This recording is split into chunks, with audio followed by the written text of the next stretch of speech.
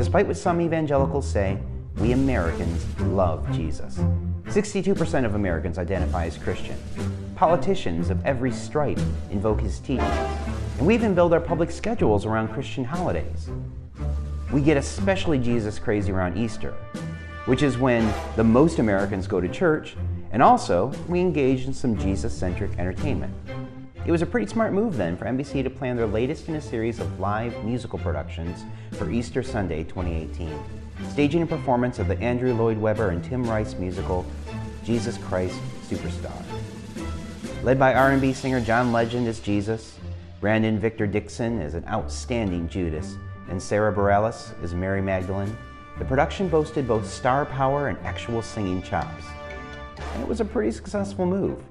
While the rock opera has been pretty controversial ever since its 1970 debut, NBC's production earned nearly unanimous critical praise and popularity, drawing over 9.6 million viewers. So great was the buzz, in fact, that the show will launch a new national tour in 2019.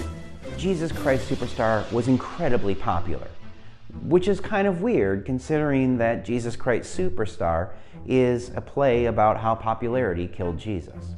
Hi, my name is Joe George, and you are watching Renewed Mind Movie Talk, a series in which we take a look at a piece of popular culture and examine it through Christian theology. You know, I've always been aware of Jesus Christ Superstar, the musical, but I have to admit that I had never seen it before the Easter showing in 2018.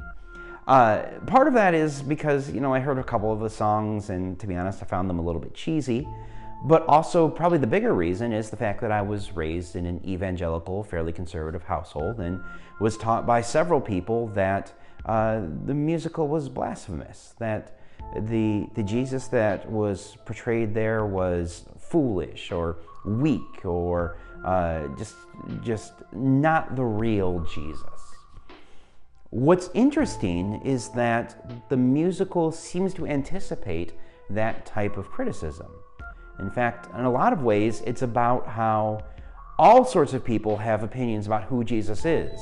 The central conflict of Jesus Christ Superstar seems to be built upon this, that these characters have claims of who Jesus is, and those claims are conflicting, and ultimately these demands that they make upon Jesus lead to his death.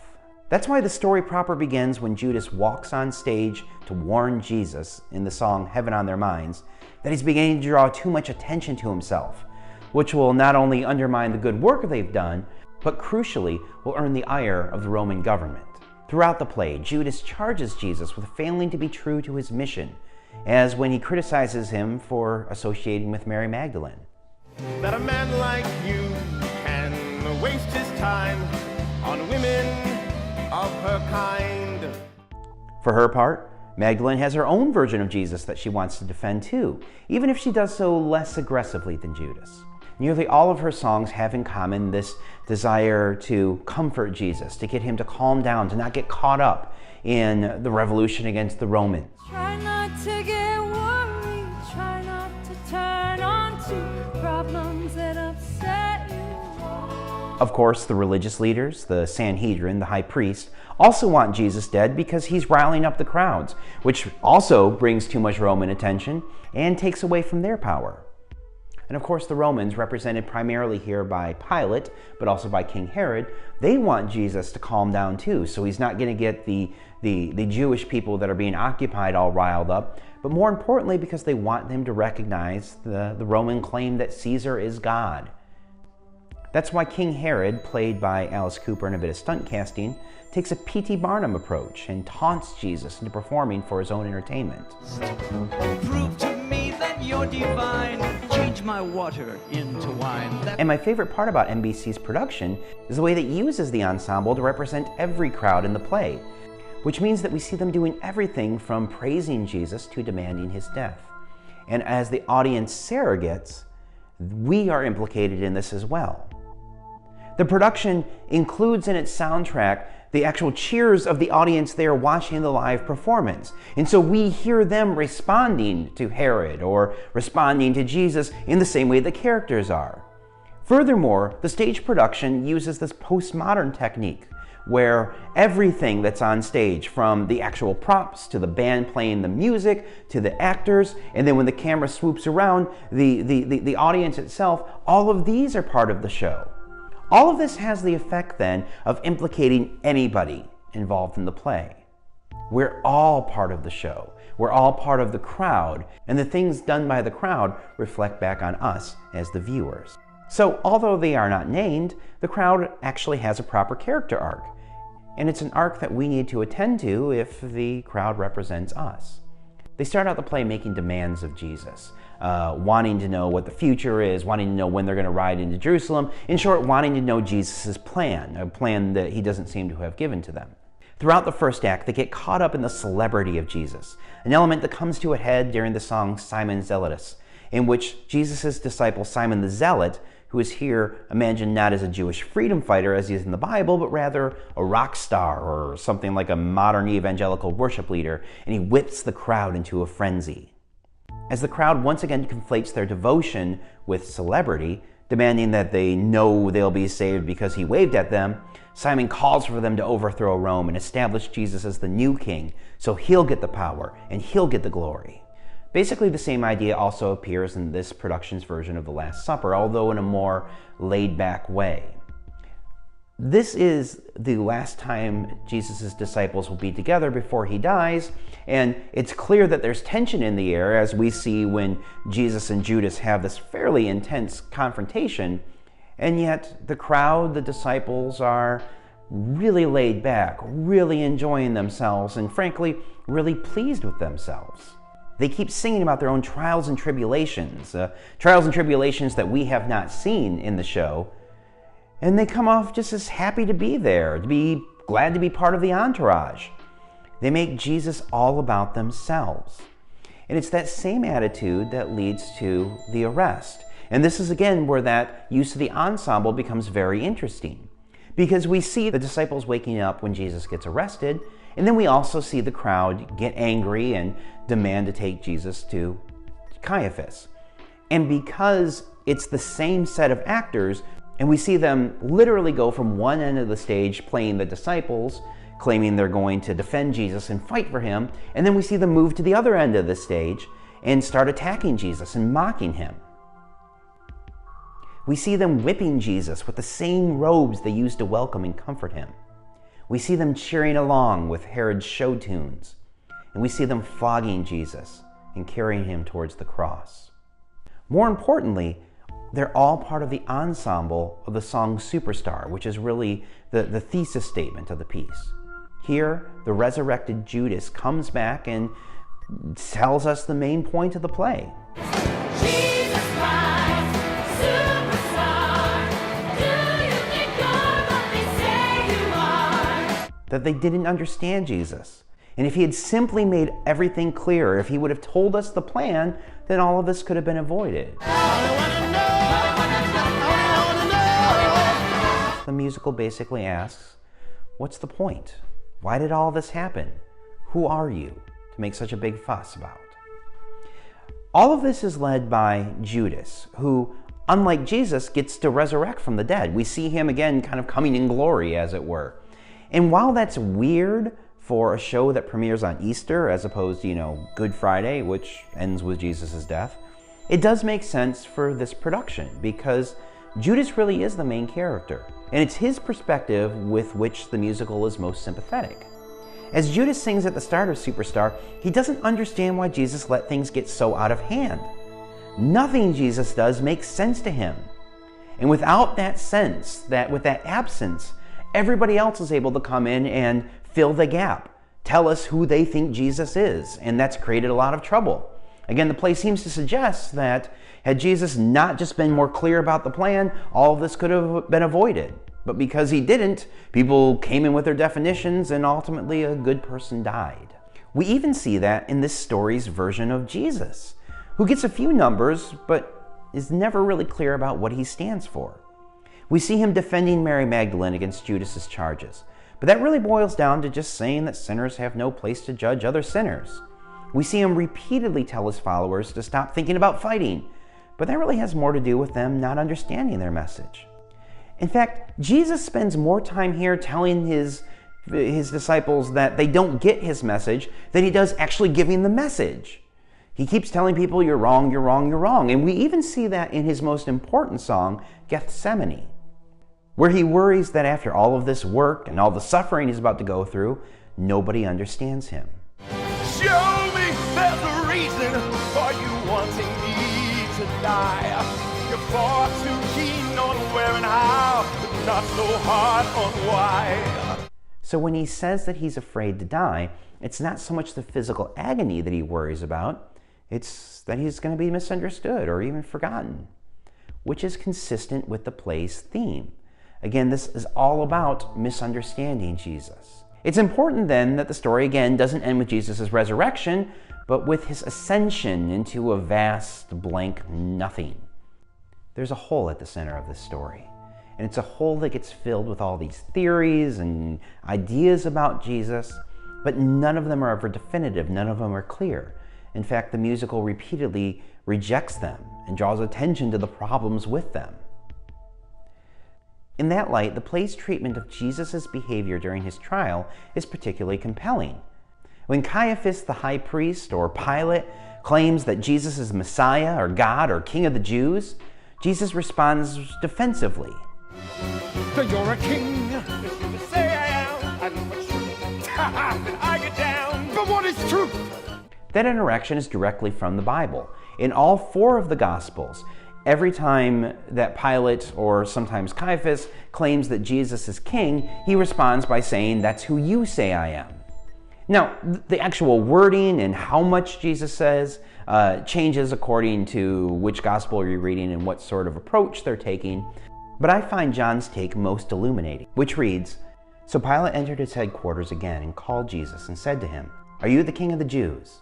Jesus answered, Did you say this of your own accord, or did others say it to you about me? Pilate answered, Am I a Jew? Your own nation and the chief priests have delivered you over to me. What have you done? Jesus answered, My kingdom is not of this world. If my kingdom were of this world, my servants would have been fighting, that I might not be delivered over to the Jews. But my kingdom is not from the world. Then Pilate said to him, So you are a king? Jesus answered, You say that I am a king. For this purpose I was born, and for this purpose I have come into the world, to bear witness to the truth. Everyone who is of the truth listens to my voice. Pilate said to him, What is truth?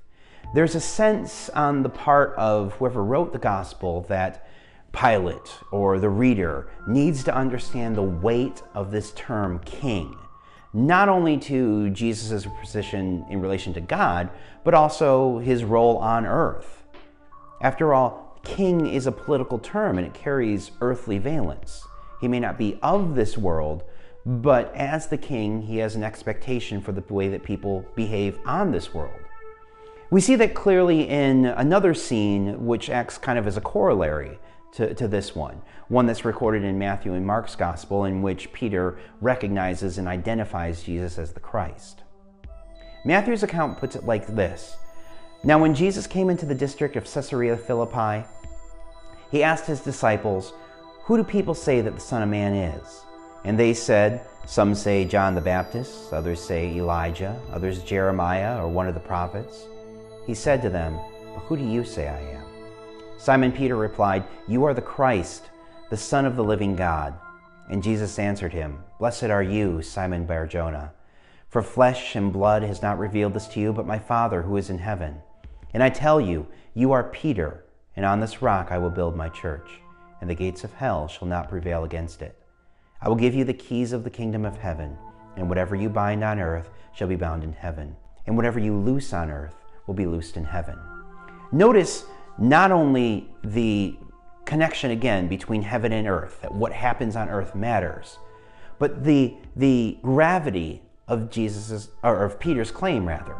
As soon as Peter recognizes Jesus as Christ, then Jesus gives him a role, a job to do on earth. He doesn't hoist that role upon Peter until Peter recognizes him as Christ and recognizes everything that comes along with that.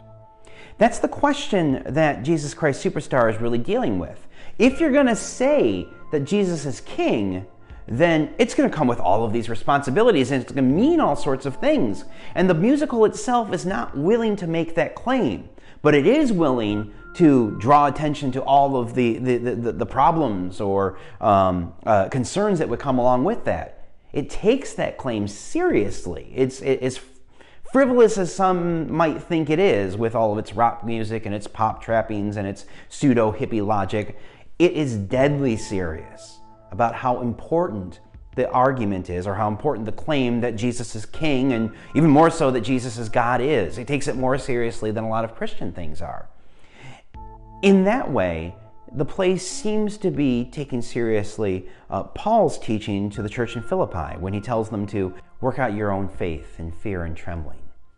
But as useful as that is, the opera's hedging, its ultimate refusal or inability to say anything really about Jesus, lets down the next part of Paul's teaching there, in which he says, "Do all things without grumbling or disputing, that you may be blameless and innocent, children of God without blemish in the midst of a crooked and twisted generation, among whom you may shine as lights of the world." More than the specifics about not grumbling or fighting or anything like that, what I want to draw attention to is the fact that Paul says this working out of one's faith happens in actions in the world. That the things that we do here on earth are a direct response to understanding who Jesus is, to answering that question, to thinking about him as king. It's the same idea that Dietrich Bonhoeffer gets at in his book, The Cost of Discipleship, in which he says, quote, "Discipleship means adherence to Christ, and because Christ is the object of that adherence, it must take the form of discipleship. An abstract Christology, a doctrinal system, a general religious knowledge on the subject of grace or on the forgiveness of sins render discipleship superfluous. And in fact, they positively exclude any idea of discipleship whatsoever and are essentially inimical to the whole conception of following Christ." Jesus Christ Superstar takes seriously the question of who Jesus is, because it knows that whatever we say, whatever answer we give, we're going to have to respond with action, with a way of living in the world. But at the same time that its Christ floats off into a bright nothingness, leaving behind squabbling and fickle followers, it demonstrates this exact abstract Christology against which Bonhoeffer warns. Jesus is a good idea, ultimately, in here. It's a nice idea, but it has no weight in the world. As Christians, we have to respond to that by saying, no, this is who we believe Jesus is. And that means then that we have to answer, and we're on the hook for that answer. That we need to respond in the way that he does, walking the way of peace, loving one another, being a friend to the outcast, and not towing to Roman or whatever church doctrine or systems of power that are in place. It's a difficult answer, and it's one that Jesus Christ Superstar is not willing to make, but it's an answer that we as Christians have to give.